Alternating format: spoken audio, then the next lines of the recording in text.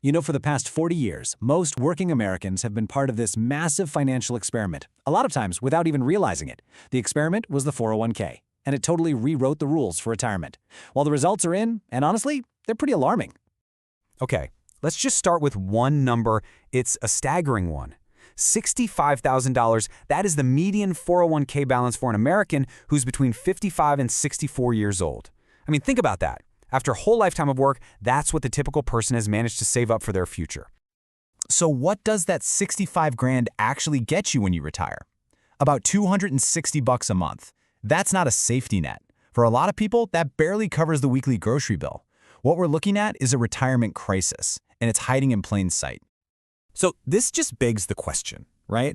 How did a system that promised so much financial freedom end up leaving so many people right on the edge of a financial cliff? To figure that out, we've got to go back to the beginning. All right, let's rewind. To really get what went wrong, we have to look at where this all started. And, the 401k wasn't some kind of sinister plot. It actually began with a lot of optimism as a promise for a new, more modern way to secure your future. And this was the big idea right here. Democratize retirement savings and give workers control. The whole point was to empower you, the individual, to turn every single employee into an investor in their own future. It was a really radical shift from the old way of doing things. But here's the catch. In giving employees all that control, the system also handed them something else, all of the risk. And this wasn't just some new account type. No, this was a huge fundamental transfer of the financial burden, a great risk shift from the company to the individual. I mean, the change was just stark. Think about it like this. A pension was basically a promise from your employer. You work for us, we guarantee you an income for life. The company took on all that risk. But a 401k, that's more like a toolkit. Sure, your employer gives you the tools, but it's up to you to build your own retirement. And if you don't build it right, or, hey, if a big storm comes along and knocks it all down, that risk is 100% on you. And that massive shift in risk, well, it started to expose some really deep cracks in the whole system. When you look closer, you can find at least 5 major design flaws that really explain the crisis we're seeing today. So, flaw number 1 is pretty simple. It's participation. I mean, you can't save if you're not even in the game, right? And a shocking 30% of people who could be in it just aren't. For a lot of folks, especially in lower-wage jobs, there's just no money left over to save for a future that feels a lifetime away. Okay, flaw number 2. This one is like the silent killer of retirement dreams: fees. Even if you do everything right, these little annual management fees, they're like a slow leak in your account. A 1 or 2% fee might not sound like much, but over a 40-year career, that corrosive power of compounding starts working against you, creating this huge drain on what you end up with. So how big of a drain are we talking about? Up to 30%. Just let that sink in. Imagine a third of your potential retirement gains just gone, siphoned off. Not because of market losses, but because of fees. That's potentially hundreds of thousands of dollars just transferred from your pocket to the financial industry. It's like an invisible tax on your future. Flaw number 3 is a big one. Your entire life savings are basically strapped to the wild roller coaster of the stock market. And this quote here, man, it just captures the nightmare scenario perfectly. Can you imagine working your whole life, you're ready to retire in 2008, and then, bam, half your savings just disappear in a crash you had zero control over. With a 401k, your retirement date isn't a plan, it's a gamble.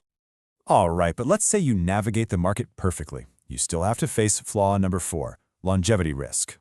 See, pensions were like a lifetime subscription. They paid out until you died. A 401k is more like a prepaid phone card. You've got this fixed amount of money, and it has to last for, well, who knows how many years. It forces you to ask this impossible question: when am I going to die? Guess wrong, and you could spend your last years in poverty. And that brings us to the 5th and final flaw. The system is just profoundly unequal. The very tax breaks that were designed to encourage saving often do the exact opposite. They overwhelmingly help high-income earners who can already afford to save the max, while providing almost no real benefit to the low and middle-income workers struggling to put anything away. It ends up being a system of reverse Robin Hood, where government help actually flows uphill to the people who need it the least. Okay, so the system is clearly broken, big time. But, and this is important, it's not a hopeless situation. Experts have actually proposed some pretty concrete solutions for building a better system. Let's walk through 3 of the most promising ideas. So one path is to just strengthen what we already have. right? Beef up Social Security to provide a truly livable income. Another idea is for states to step in and create their own pension plans, automatically enrolling private sector workers who don't have one. And then there's a third option, kind of a hybrid system that creates a guaranteed floor of income for everybody and then lets you build on top of that with your own savings. So these solutions sound pretty logical, don't they? So why aren't they happening? Well, it really boils down to two things: power and profit. There's some very powerful industries that have a huge interest in keeping the current system exactly the way it is.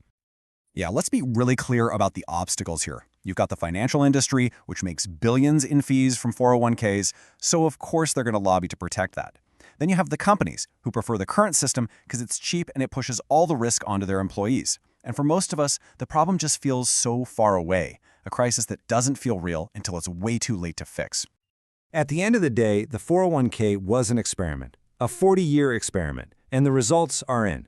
For millions and millions of Americans, it failed. It promised control, but what it really delivered was risk. It promised prosperity, but it's leaving so many people facing poverty. So the question we're left with isn't if we need a new experiment, but what do we want the next one to achieve?